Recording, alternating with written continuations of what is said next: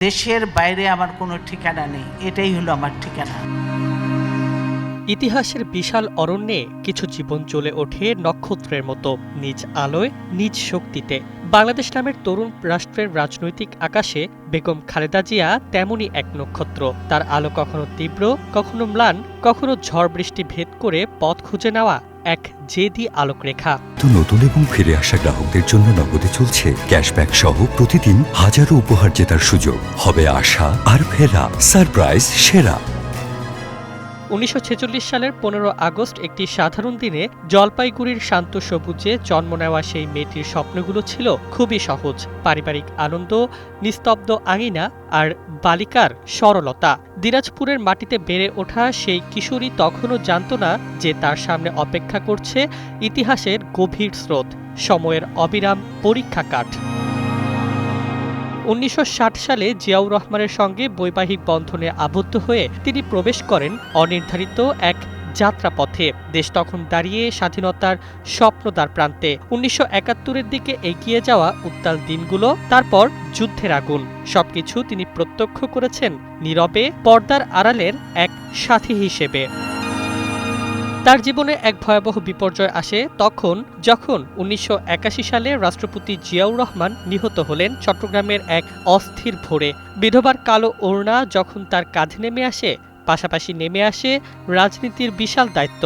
সেই মুহূর্তে তিনি ছিলেন বিপর্যস্ত, কিংকর্তব্য বিমূঢ়। কিন্তু ইতিহাস কখনো কাউকে সময় দেয় না প্রস্তুতির। বিএনপির ভেঙে পড়া কাঠামো তাকে টেনে নেয় সম্মুখ সারিতে।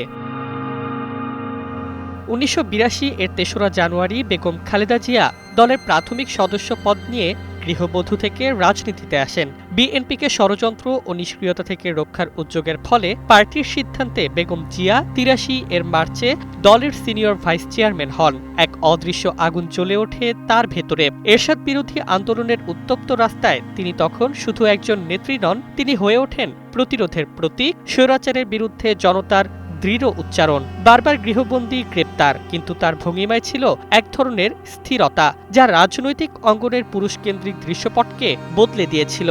তিনি তার প্রথম আনুষ্ঠানিক বক্তৃতায় বলেন, শহীদ জিয়ার আদর্শ ও পথ নির্দেশনার সফল বাস্তবায়নই আমার জীবনের উদ্দেশ্য। ১৯৮৬ সালের পাতানো নির্বাচনের বিরুদ্ধে তার নেতৃত্বে ৭ দল ও ১৫ দলীয় জোট নির্বাচনে অংশ না নেওয়ার সিদ্ধান্ত নেয়। যদিও আওয়ামী লীগ এই সিদ্ধান্ত উপেক্ষা করে নির্বাচনে অংশগ্রহণ করে। পরবর্তীতে তারা আবার বিএনপির নেতৃত্বাধীন আন্দোলনে যুক্ত হয়। এই সময় লাঠিচার্জ, কাঁদানে গ্যাসের মধ্যেও বেগম জিয়া আন্দোলনের মঞ্চে দৃঢ় থাকেন। ১৯৯১ সালে গণতন্ত্রের পুনরুদ্ধারের সঙ্গে যখন দেশের প্রধানমন্ত্রী হিসেবে শপথ নিলেন তিনি, তখন মনে হলো অদৃশ্য এক নদী তাকে টেনে এনেছে ঠিক সেই সোপানে যেখান থেকে তিনি নতুনভাবে শুরু করবেন দেশ পুনর্গঠনের যাত্রা। দুর্যোগ, রাষ্ট্রীয় চ্যালেঞ্জ, প্রশাসনিক পরিবর্তন, সবকিছুর মাঝেও তার নেতৃত্বে ফুটে উঠেছিল দৃঢ়তা ও স্থিতিস্থাপকতার রং।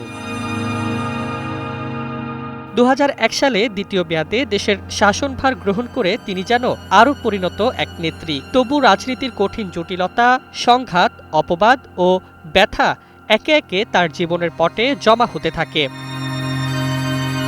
২০০৭ সালের সেনা সমর্থিত সরকার যখন তাকে বন্দী করে, তখন তিনি একা।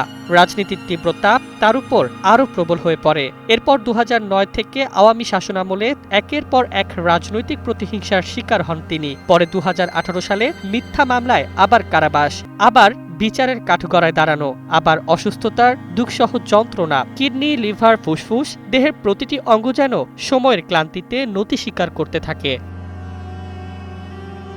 বেগম খালেদা জিয়ার জীবন তাই কেবল একটি রাজনৈতিক অধ্যায় নয়, এটি এক নারীর ইতিহাস ভাঙা সংগ্রাম, আলো অন্ধকারের দ্বন্দ্ব, শক্তি ও বেদনার এক দীর্ঘ মহাকাব্য। তিনি যেন সময়ের নদীতে ভেসে ওঠা এক দহন পাখি, অগ্নিদগ্ধ তবু অনমনীয়। বাংলাদেশের রাজনৈতিক স্মৃতির পটে তার নাম চিরকাল থাকবে আলো ছায়ার মিশ্র সৌন্দর্যে, ঠিক সেই নক্ষত্রটির মতো যার আলো নিভে যায় না সহজে, শুধু বদলে যায় আকাশের অবস্থান।